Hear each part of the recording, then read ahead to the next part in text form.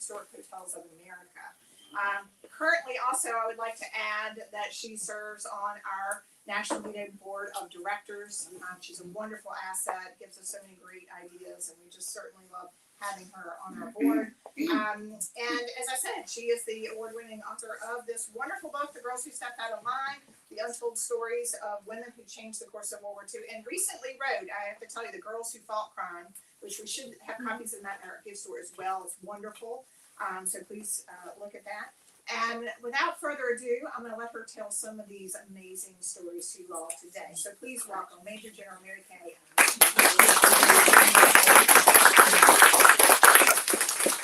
Thank you all for coming out to be here today. Am I speaking on the microphone now? Okay, I am good.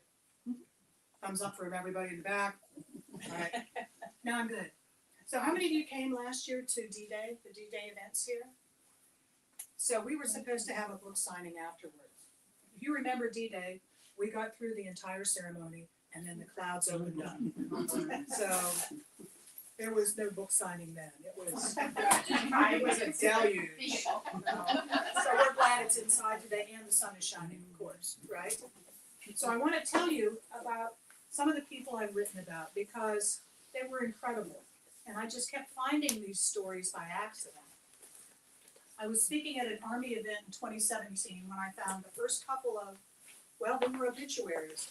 Then I started to build on them by finding out more about these people.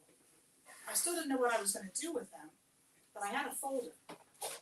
And by 2019, that folder was about like this.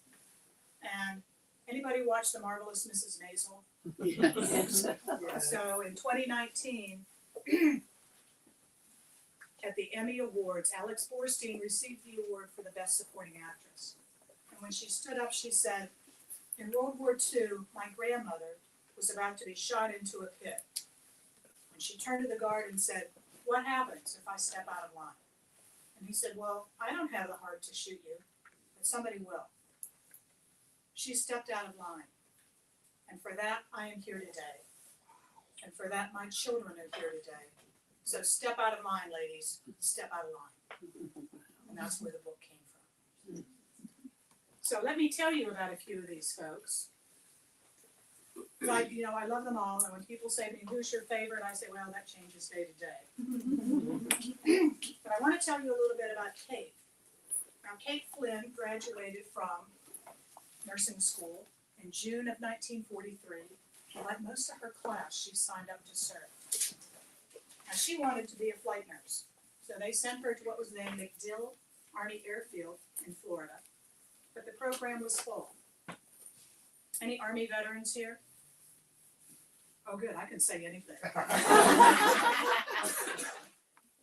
So when you're in the Army, if what you ask for isn't available, we'll just reassign you. Yep. So she was reassigned to the 53rd Field Hospital Heavy Casualty. And they spent the next 9 months training to be prepared to go to Europe. Now, when I read Kate's story, it was something like, and then the nurses would put up the tent. There were 18 nurses assigned to this unit. Well, this is not the tent you put in your SUV, take out, push a button, and it comes up.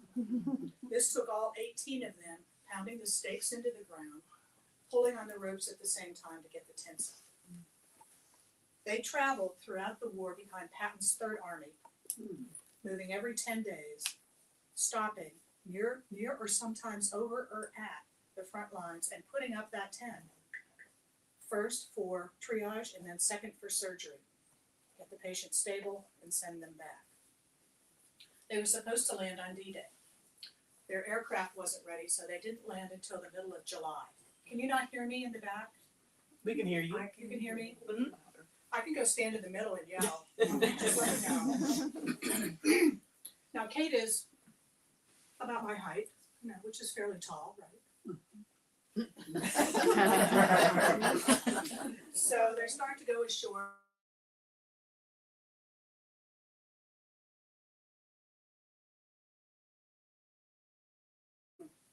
This is a little later when she realized, I would love to wash my hair. So the only way to do it is in those helmets. It wasn't until the Battle of the Bulge that they actually stopped for longer than a week and were able to stay in a convent in Belgium. They had beds. They had food on plates. It was exciting. And then when they were ready to sit down to Christmas dinner, the Red Ball Express showed up and said, "We're leaving." So they never had it. But at the end of the war, she had accumulated 5 battle stars, going from France, through Belgium, through Luxembourg, into Germany. And then when we get to the end of the war on the 8th of May, 1945, there was no rest for the hospital units. They were still on standby in case they had to go to Japan. This is 1997 at the Women's Memorial in Washington. And Kate is wearing the medal she received from the French. And you can see that the next generation is ready to hear her stories and learn what she went through. Now, whenever I wanted to ask about Kate, because she passed away in 2019, I would talk to her children. They had 7 children, Kate and James Nolan. And if ever I had a question, I would call their oldest daughter, Mary Ann, and she would say, "We must convene." So I had asked, how did your parents get together after the end of the war? Because he was in Japan.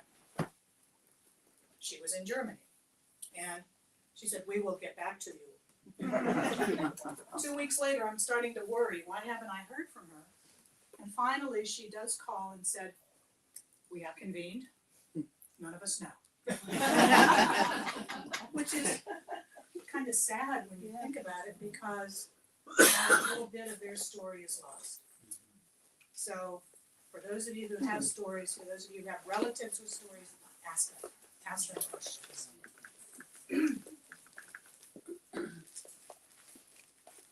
I want to tell you a little bit about Betty, too. Now, at this point in 1945, Betty was looking forward to meeting her longtime pen pal from the last 2 years. She had joined the Navy in 1943 to become whatever they told her to. She didn't have a choice. She wanted to join the Army, but she wasn't old enough. So she had to have her dad sign for her to go into the Navy. And he said, "Betty, I'll sign this, but you're going to finish this. You've never finished anything in your life." Now, I could hear my dad and the echoing in those words about finishing things. So I know what she felt. She grew up in northern Minnesota.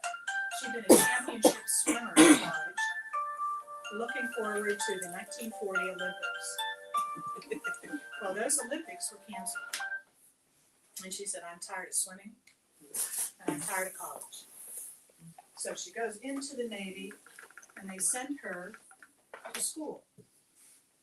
Where do you think she ends up? Well, she wanted to go west. They said, "Yeah, we're going to send you out west." And she's thinking, California, little drinks with umbrellas in them. She ends up in Dayton, Ohio. Because in Dayton, Ohio is where they built the bomb machine. And that's what Betty did then, was build that machine. And they built over 200 of them there. That thing weighed over 2 tons, and then it would be shipped out in the dead of night to go to where the code breakers were working. She'd never seen a completed one until 1996, when they had a reunion for code breakers in Washington. And this is her at the Cryptologic Museum, seeing the completed machine for the first time and knowing what their contributions were. They had to be told by the Secretary of the Navy, "You can talk about this now." "Well, no, they told us they would shoot us at dawn." "No, you can't talk about it. You can talk about it now." Because what you did helped end the war 2 years earlier than might have otherwise been. But she had a pen pal while she was in Dayton. One of the girls in her hut said, "Would you write to my boyfriend's friend who doesn't have anybody?" "Sure, I'll write to him." So for 2 years, they've been pen pals. He was returned from Europe, and he was a pilot. He was with the 8th Air Force in England. He was returned around Christmas time, 1944.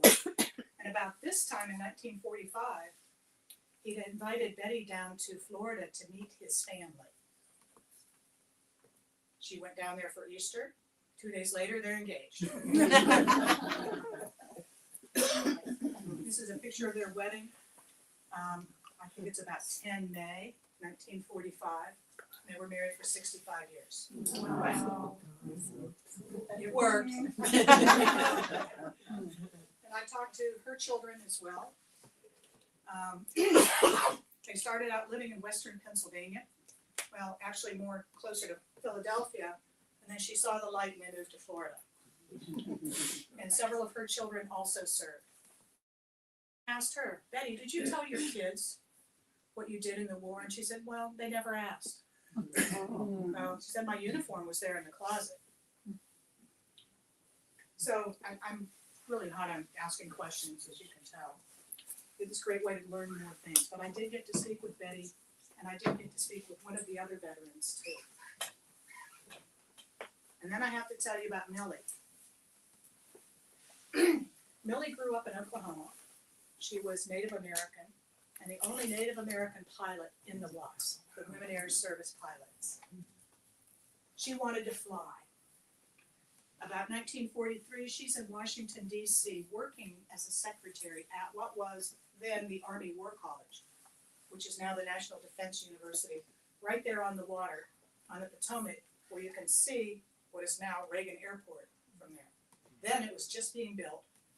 They had one little building and 2 planes, and she wanted to fly one of them. So she had to have lessons. And the instructor said, well, I'm not going to give you lessons unless you have a reason to fly. Are you going to join the Civil Air Patrol or be a WASP? She didn't know what either of those were. So she said, I'm going to be a WASP. What's that? So she was accepted into the program in 1944, graduated in August. And by the way, the course was taught in Sweetwater, Texas. Now, having grown up in the Southwest, she knew not to sleep outside at night. Many of the other young ladies there did not know this. And they would and then wake up covered in crickets and scorpions. One of her classmates got in trouble for flying that trainer plane like this. Well, what they didn't know was she had a snake on the wing and she was trying to shake it off. And once it fell, you should have seen them run. Now, Millie's job after graduation was to fly a trainer plane for ground gunners and air gunners, which means you have to keep your speed consistent because you're going to see the tracers come through the cockpit. The WASPs flew every plane in the inventory. The male pilots flew the plane they were assigned. Some of them would ferry planes from the factory or take back the ones that needed to be worked on. So she was happy to be a pilot who was able to fly for the gunners. One day, they shot the whole target completely off the back end of her plane. And when she landed, the instructor came up to her and said, you lost your target, Millie. It's over there in that field. Go get it. And he flips her the keys to the Jeep. What he didn't know was that while she could fly a plane, she didn't know how to drive a car. And the Jeep at the time had a floor on the floor. So after she leapfrogged that Jeep across, they didn't ask her to do it again. Now you see her here in, this is 2010 at Mount Rushmore. She's wearing the Congressional Gold Medal that was given to the WASP in 2008. Now here next month, there's going to be another ceremony for the Congressional Gold Medal, and this will be with the 688, the all African American WAC unit to go overseas in World War II.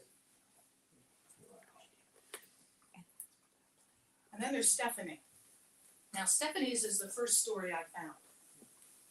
Stephanie passed away in 2017. And the story I found was about her because she never received an award for what she did in World War II. Stephanie grew up in New York. She went to school at Cornell. She had a scholarship, but her parents, who were immigrants, sold their wedding rings so she could go to school. They were from Poland. She grew up speaking Polish and could speak it like a native. She didn't speak English till she started grade school. When she graduated, she couldn't find a job. She ended up in New York working for an oil company. And when she saw the ad, "We are now looking for women to join the Women's Army Corps," there were 350,000 of them who served in World War II. She said, "Yes, I will." She joined the Women's Army Corps and was sent to lovely downtown Fort Des Moines, Iowa, to work in basic training incoming troops. Now, I've worked in basic training, and it's boring.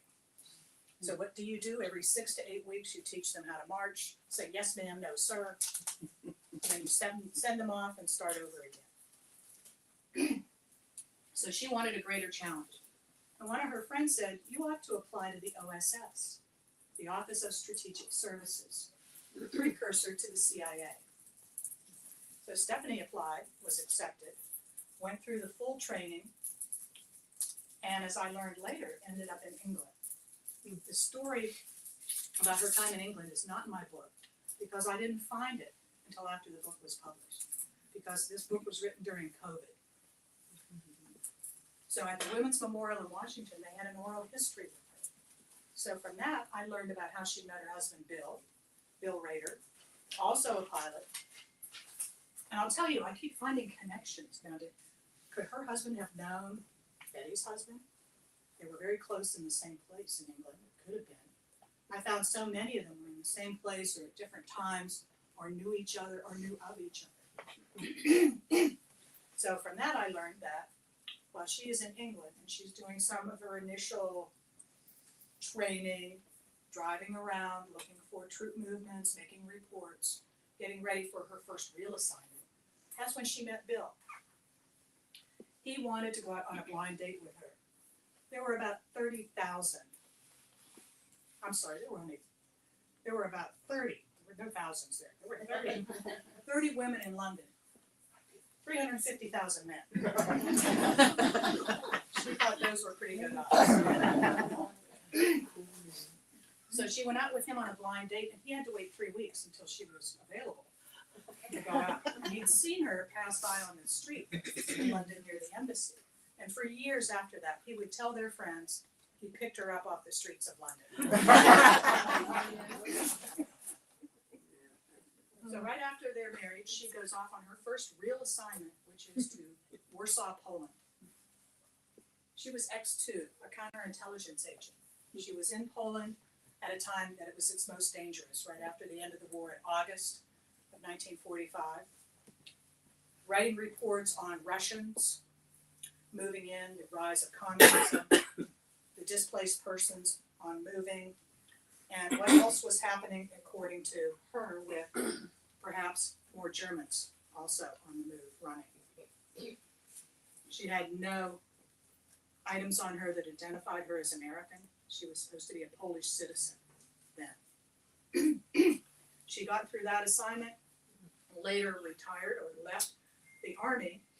Her husband transferred over from the Army Air Corps to the Air Force and became a general officer. She came home one day to discover he transferred her too. We couldn't have you be in the Army while I'm in the Air Force, right? So she stayed in the reserves until her retirement. And the Army finally gave her an award. And that was the Legion of Merit, which was presented at her funeral in 2017. Now, the people who were working in classified jobs, you often saw that they didn't receive any recognition because of the non-disclosure agreements they had to sign. They couldn't talk about it. So how did they find Stephanie? In 2008, when the OSS files were declassified, the OSS Society, which is like an alumni group, came knocking on her door and said, "Are you the Stephanie Check who was?" She said, "Well, yeah." I mean, even her family didn't know. Nieces and nephews, none of them knew. So she started to tell her story a little bit, but she really didn't want the recognition. And now here's someone else who also ended up at Fort Des Moines, Iowa. And this is Charity Adams Early. Now, Charity grew up in Columbia, South Carolina. She joined about the same time that Stephanie did. Did they know each other? I don't know. They were in the same place at the same time. Also worked in basic training. And as I mentioned, I couldn't do any research at any library or museum because of COVID, so I started buying books online. I have a great library now. And a lot of people did write their own stories in 1948, 49, just for their families. And Charity did that too. And I found her autobiography and read that. It taught me what she was doing while the time she was in at Fort Des Moines, Iowa, in basic training. She was preparing for a greater challenge because she wanted something else. She wanted something to challenge her. Now, she had graduated from University of South Carolina in Columbia with a degree in Latin, science, and math, triple major. And so they tell her she's going to get what she had asked for, and that is command. So in January of 1945, she's on a plane. How many of you have seen the 6888 movie? Great. I recommend it highly if you want to see this on Netflix. She's on her way to England. Don't open those orders until you're over the water. There's a Chesapeake Bay, that's close enough. Opens it up and discovers she's going to be the commander of the 6888 Central Postal Directory Battalion. Now, when you read about units training to go in World War II, most of them rehearsed, practiced, trained together for up to 2 years. She met the people in her unit when they got off the boat in Scotland. Then they were sent to Birmingham, England, to fix the mail problem. Now, that doesn't sound like it's going to be exciting, work on the mail. It shouldn't be that hard, right? They gave them 6 months to do it.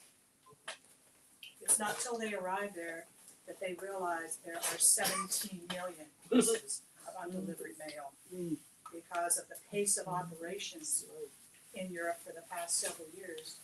It just didn't move. So how are you going to solve this problem? She divides her soldiers up into 3 separate groups, and then they work 24 hours a day in shifts. Each shift cleared 56,000 pieces of mail. So, 6 months? Guess how long it took them to do it? 90 days. They did it in 90 days. Now, here's another Army question. When you do well in the Army, what do you get? Speaking from experience, I can say you get more to do. So then they go to Rouen, France, where they clear a similar backlog of diplomatic mail. Now, as we come up to the end of the war, she's offered a promotion to lieutenant colonel. She takes the promotion. By the way, she goes from second lieutenant to lieutenant colonel in 4 years. Wow. I'm a little jealous of that. So then she's offered an assignment in the Pentagon, and she said, I've been there. I didn't like it. I got lost. No, thank you. And she leaves active duty. But the members of the 6888 had reunions for years, as many of these groups did. It took them a while to get organized because at the end of World War II, units didn't come back together. You came back by how many points you had. You got points for how long you were overseas, what awards you had, how many children you had. And so it took a while for all of them to come back, and then the unit was deactivated at Fort Dix, New Jersey. But they stayed together until the 1990s, when they were discovered, if you will. So this is a picture at Fort Leavenworth, Kansas, where there was a monument erected to the memory of what the 6888 did. And standing in front of it is retired Master Sergeant Liz Helm. And she's saying, we stand on their shoulders. Now, I mentioned that there's going to be the Congressional Gold Medal ceremony next month. But there has also been a movie. I've been waiting for 1.5 years to see this. It came out in December. It's still on Netflix. And while it is fiction, it still tells the story in a way that really needed to be told. So if you have the opportunity to see this, I do recommend it. I have other recommendations too, because, well, I spent time with April and that's what you do. If you have an opportunity to see this exhibit on women in World War II, it is not at the World War II Museum any longer. It is now traveling the US. It is in Sacramento right now. It will be in Michigan in the fall, and then Atlanta. So you might have to put it here. Gonna have to get a bigger tent, That's right. but I think that's a good possibility. So this is just a little bit about some of the military women I've written about. Because I've written quite a bit about some of those who were not military or who also did different things, including the woman who made maps that ended up in the OSS making maps for use in intelligence purposes, or the two sisters in England who smuggled Jewish people out of Germany, or many others. So if you have any questions for me, or if you'd like me to tell you any more about any of them, April will answer all the ones that I can. Yes, ma'am. Tell us a little bit about your career, please. Tell you a little bit about my career. Well, it's not exactly standard. I came into the Army in 1977 because I had friends in college who had joined the Army. I couldn't find a job, so I thought I could do this for a couple of years. And, well, it went from there. I spent 5 years active. I joined the reserves, and I spent 3 years here in Lynchburg with a reserve unit. So I was here once a month for 3 years. It was a basic training unit for military police. Most of our drill sergeants were state police, Virginia State Police, and I was their training aide. You know, so they all practiced making me do sit-ups and run around the track and doing things like that. It was a wonderful time. Now, after 9/11, I was recalled to active duty, and I spent the rest of my career on active duty in the Pentagon or, unfortunately, close to it. I've had a couple of tours to Germany, spent some time in the Middle East, so I've kind of been all over with it. And had a wonderful time, mostly. Anybody else? Yes, ma'am. Was your husband also in the military? No, that's another sad, long story that we'll leave that. Okay. We're in the DAR, and interestingly enough, we just read this book for our March book club, and last night we had our book club on Zoom, and Maria had noticed that you were going to be here today, and so we said, hey, we should go. And, but I had a question about Mary Baraka, or Mary Baraka. she and her, as a child, she lived here in the United States, and she and her mother and brother went to Belgium to visit her grandparents, and I think it must have been 1936 or something like that. And her grandfather said to her, he's not going to be around long, but he says, Germany is coming here again to take over and so on. And I want you to take care of your mother, grandmother, and the family. And I won't be here. And he died a little while later. Why did they not go back to the United States at that time?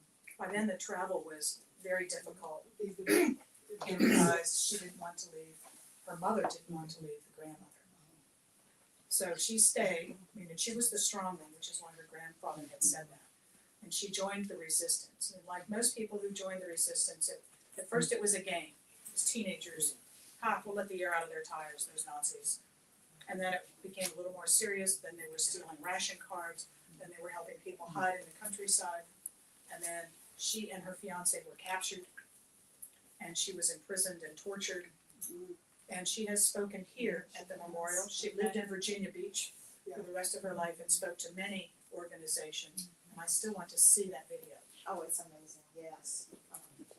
She was just incredible. She was in her 90s when she spoke here, and I'll never forget because when she came up to the podium, she was just a little tiny lady, and then she gets up to the podium and she was like a lion. She just came to life, and she just talked about how important it is to preserve our freedom, and it meant so much to her. She said, "I was an American teenager. I never thought my freedom could be taken away." And she suffered horribly, the rest of her life. The injuries she sustained due to the torture she had, it affected her the rest of her life. But she was an incredible speaker. I'm so glad we got the opportunity to see her. So another great story in the book for sure. I like your book club. Thank Anybody else? Yes, ma'am. I had an aunt who was a nurse in World War II who did not talk about what she did. How do you find that information as to particularly where she was in Europe? Because she got 4 battle stars, so she was in. Do you know what unit she was with? No, I have no I can idea. help you find it. Afterwards, I will show you how to do it. Thank you, thank you. Because believe me, I can find things now. Thank you. Anybody else? Did you ever do anything on Evelyn Kowalczyk? Well, I'm trying to get April to let me help her with telling that story. There were 56,000 nurses in World War II. You might know the story about the nurses in Bataan, and then the ones in Europe, so I will help you find that. There's also another museum which is at the Army Medical Center in San Antonio that has a lot of unit information. And I had tried to find that out about Kate Nolan, but I couldn't get a list of the other nurses in that unit. Now, sometimes they have the unit rosters still, and then for some Army records, at the Army Records Center in St. Louis in 1958, I think, there was a fire, and a lot of them were destroyed. But they're still piecing many of them back together. They can piece together the Dead Sea Scrolls. They can fix this. The book cover, is that, I assume one of the women, and that you have the story about, or who was it? The Well, publisher gets to pick the cover. The publisher liked this cover, and then they wanted me to like it. Not that I could do anything about it, but they wanted me to like it. And they said, "Do you like this?" And I said, "No," because they're all pilots. These are all WASP pilots, which is not indicative of all the stories. And they said, "Yes, but they're in a line and they're waiting to step out."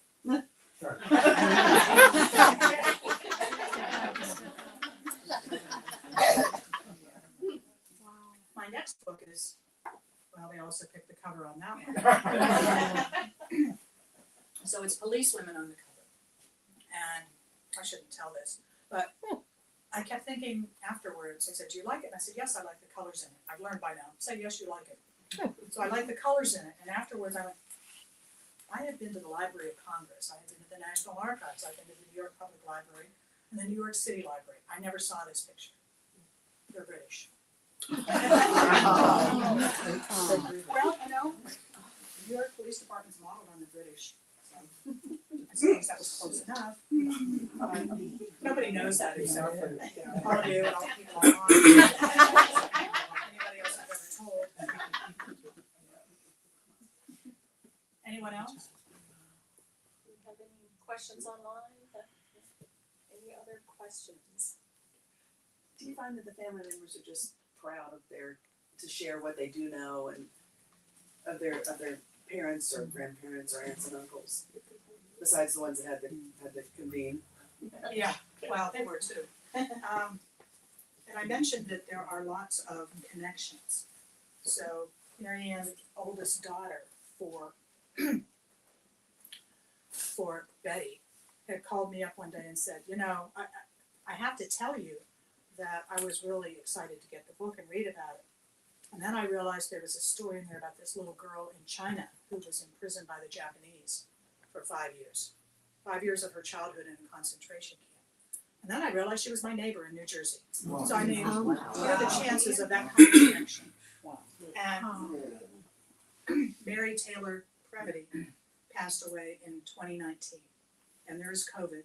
And in 2021, the town of Haddonfield, New Jersey, had a 4th of July parade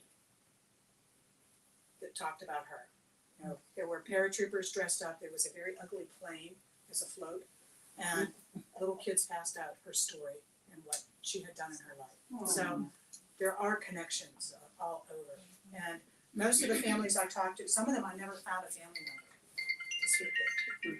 I could only find some stories, some things they had said, letters they'd written, but I couldn't find a family member. And There were some people I wanted to write about, but I couldn't find anything about them, and I think perhaps they didn't want to be found. So, and of course, there's still more I want to add. Another thing that we commented on last night was how long these ladies live. I mean, considering all they went through in a lot of cases, the torture and so on. You know, there's several that lived, I think, to 100 and in their 90s, and you know, none of them died young despite all their issues.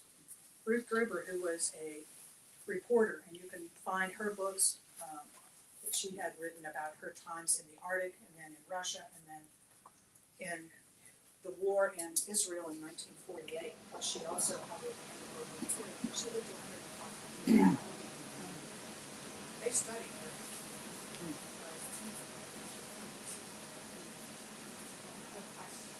When you were researching this, did you find that they had problems readjusting once they came through the war? I mean, many of them had such, I mean, these were incredible times that they lived through, you know, traveling, if they were in the resistance movement and all, and to come back to kind of, you know, a normal life after that, how did they adjust? Many of them did have PTSD, or what at the time was called the 500-yard stare. Have trouble adjusting depending on what they had seen and how much tragedy they had had to live through. Kate Nolan did not have any of that until 2001 when she went to Normandy with one of her children. And that brought it all back for her. But many of them had issues after the war with the memories. But Kate also went to Battle of the Bulge reunions. And she was in one of those reunions when a man came up, put her in a bear hug, and said, "You don't remember me, but you saved my life." And she said, "I've waited my entire life after the war to find someone who I had treated during the war. Thank you." And on that, I think I should say thank you, and thank you all for listening to me and talk about these people who I know so well.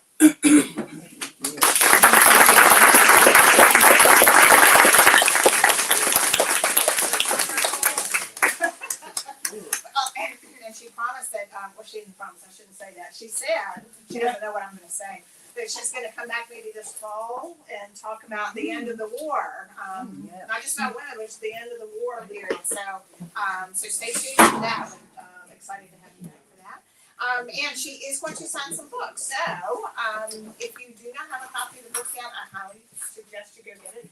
And we have those in our gift store just right around the corner there. And she'll be hanging out here to talk to you. And yeah, we'll put you maybe right over there.